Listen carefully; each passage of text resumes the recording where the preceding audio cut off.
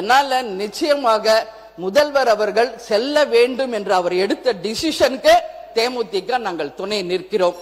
அதே போல இன்றைக்கு ஒரே நிமிஷம், சாரி பேரவைத் தலைவர் அவர்களே, ஒரே நிமிஷம். நான் என்ன சொல்றேன், அவர் சிஎம் போகணும்னு நினைச்சார், பட் இப்ப அது முடியல. சிஎம் அவர் சொல்றார் பேசுறப்ப நான் கேட்டேன், அப்படி போய் அவமரியாதை ஆயிட்டா அதனால அப்படின்னு சிந்திச்சாங்க. உங்களுக்கு ஒரு தமிழ்நாட்டின் சிஎம் வேற ஸ்டேட்டுக்கு அனுப்பிட்டு உங்களுக்கு ஒரு தலைகுனிவு வரை இந்த தமிழ்நாடு பொறுத்துக்குமா? நாங்க எல்லாரும் சும்மா இருப்போமா? உங்களுக்கு அப்படி ஒரு தலைகுனிவு வந்தால் ஒட்டுமொத்த தமிழ்நாடும் வெகுண்டெழும்.